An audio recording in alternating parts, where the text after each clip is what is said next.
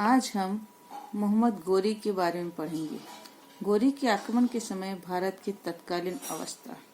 जैसा कि हम देखते हैं कि मोहम्मद गोरी ने भारत पर 12वीं शताब्दी के उत्तरार्ध में आक्रमण शुरू किए थे। उस समय भारत की तत्कालीन अवस्था जो थी उसके बारे में हम देखें यदि उत्तर पश्चिमी भारत के मुस्लिम राज्य, उत्तर पश्चिमी भारत के अंदर सिंध के अंदर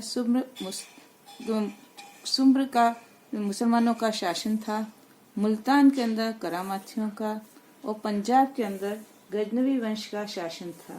और इस प्रकार तीनों मुस्लिम राज्यों के साधन काफी सीमित थे और इन राज्यों की अधिकांश जनता हिंदू थी और फिर भी पड़ोसी हिंदू राज्यों का भी उन्हें सहयोग उपलब्ध नहीं था। और इस प्रकार ये राज्य जो है बाहरी मुस्लिम आक्रमणकारियों के लिए सहयोग प्रदान करने की अवस्था में थे, इससे उनको सहयोग मिल सकता था। अजमेर का चौहान राज्य। गोरी के आक्रमण के समय में अजमेर के अंदर, जिसकी राजधानी उस समय सांभर थी, वहां पर चौहानों का राज्य था जो काफी शक्तिशाली था। उस समय पृथ्वीराज चौहान, इसे राय पिथौरा भी कहा जाता है, पृथ्वीराज चौहान तृतीय इस वंश का शासक था। उसने अपने साम्राज्य का विस्तार किया और उसकी सीमाएं दिल्ली तक बढ़ा दी, अपने साम्राज्य की सीमाएं। उसने महाराजा की उपाधि धारण की और वह एक शक्तिशाली शासक रहा था। उसे राय पिथौरा भी कहा जाता है। पृथ्वीराज चौहान को कम उम्र में ही जो है अपना शासन कार्य संभालना पड़ा था। उस समय उसकी आयु केवल 11 वर्ष की थी, जबकि उसके पिता सोमेश्वर की मृत्यु हुई थी उस समय।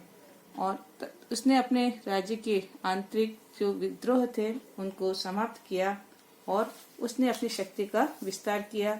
उसने नागार्जुन जो था उसका गुड़गांव में जो विद्रोह हुआ था उसे भी उसने परास्त किया था।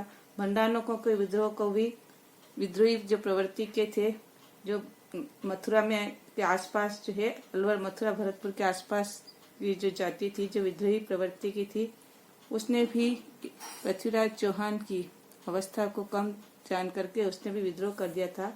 तो पृथ्वीराज ने उनके विरुद्ध भी जो है सैनिक अभियान किए और उनको पुनः उनके विद्रोह को कुचलकर अपनी अधीनता में लाया। कालांतर में उसने दिग्विजय की नीति अपनाई थी। महोबा का चंदेल वंश का जो शासक राज्य था उसके ऊपर भी उसने आक्रमण किया था और उसने चंदेल राजपूतों का जो शासक था परमर्दी देव, उसके साथ उसने युद्ध किया था। इस प्रकार पृथ्वीराज चौहान जो था वह अजमेर में एक शक्तिशाली शासक था। कन्नौज का राज्य। कन्नौज में उस समय गढ़वाल वंश के शासक जयचंद का राज्य था और जयचंद भी एक विस्तारवादी और साम्राज्यवादी प्रवृत्ति का शासक था। उसने भी अपने साम्राज्य की सीमाओं का काफी विस्तार किया था और कालांतर में इन पृथ्वीराज चौहान और जयचंद की साम्राज्यवादी नीतियों के कारण उनमें आपसी शत्रुता की स्थिति उत्पन्न हो गई थी। इस शत्रुता के अंदर यह भी कहा जाता है कि जयचंद ने राजसूय यज्ञ का आयोजन किया और उसके बाद उसने अपनी पुत्री संयोगिता का स्वयंवर भी रचा था, जिसमें पृथ्वीराज को अपमानित करने के लिए उसने उसे आमंत्रित नहीं किया था। और कालांतर में पृथ्वीराज ने आकर के उसकी पुत्री संयोगिता जो उससे विवाह करना चाहती थी, उसे उसने संयोगिता ने उसको संदेश भेजा था, इसलिए गुप्त रूप से वो वहाँ उपस्थित हो गया स्वयंवर में और संयोगिता का हरण करके ले गया। इसलिए ये दोनों शक्तिशाली राज्य कन्नौज और अजमेर एक दूसरे के विरुद्ध खड़े हो गए थे और यह किसी विदेशी आक्रमणकारी के लिए एक अनुकूल स्थिति बन गई थी। बंगाल में उस समय पाल वंश का शासन था। उस समय जब गोरी के आक्रमण हुए थे, यद्यपि इनकी शक्ति काफी कमजोर हो चुकी थी और कालांतर में उनके इस कमजोर स्थिति का लाभ उठा करके ही उनके सामंत विजय सेन ने बिहार में अपने को स्वतंत्र घोषित कर दिया और स्वतंत्र राज्य भी स्थापित कर दिया। गोरी के आक्रमण के समय वहाँ का शासक लक्ष्मण सेन था।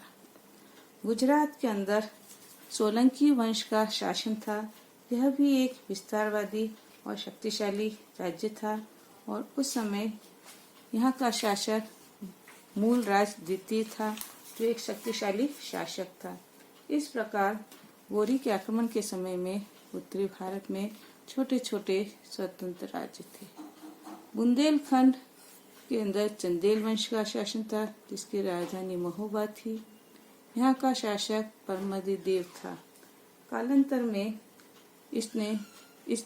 इसका पृथ्वीराज चौहान के साथ युद्ध हुआ था और अंत में पृथ्वीराज चौहान ने परमदि देव के सीमावर्ती कुछ गांव पर अधिकार करके उसके साथ संधि कर ली और उसके लौटते ही परमदि देव ने फिर से अपने उन गांव को अधिकृत कर लिया और पृथ्वीराज चौहान के आक्रमण के समय उसने कन्नौज के गढ़ वालों से भी सहायता प्राप्त की थी। इस प्रकार पृथ्वीराज के विरुद्ध उसकी इस विस्तारवादी नीति के कारण गढ़वाल और चंदेलों का आपसी मेल की स्थिति उत्पन्न हो गई थी। दक्षिण भारत के अंदर भी छोटे छोटे राज्य थे। हालांकि भौगोलिक दूरी के कारण ये विदेशी आक्रमण से बचे हुए थे।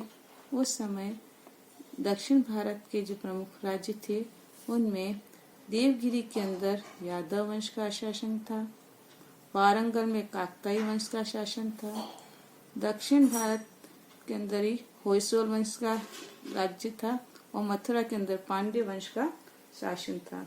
इस प्रकार होयसोल राज्य जो था वह द्वार समुद्र के अंदर होयसोलों का राज्य था।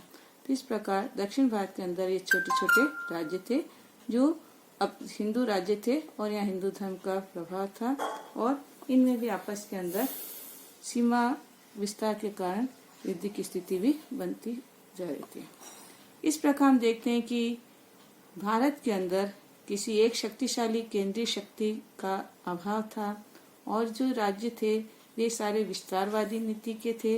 इसलिए इन राज्यों की विस्तारवादी नीतियों के कारण पड़ोसी राज्यों के साथ युद्ध होता रहता था और यही कारण रहा कि गौरी ने जब भी किसी राज्य के ऊपर आक्रमण किया, दूसरे राज्य ने और अन्य राज्यों ने संयुक्त होकर के उनका सामना करने की वे मनस्थिति में नहीं थे। इसलिए विदेशी आक्रमणकारियों को इन राज्यों की इस आपसी फूट का लाभ उठा करके और उनको परास्त करने में सफलता प्राप्त हुई। इस प्रकार गौरी के आक्रमण के समय की भारत की स्थिति किसी दृढ़ निश्चय वाली विदेशी ताकत के लिए जो भारत को जीतना चाहती थी अनुकूल स्थिति थी। धन्यवाद।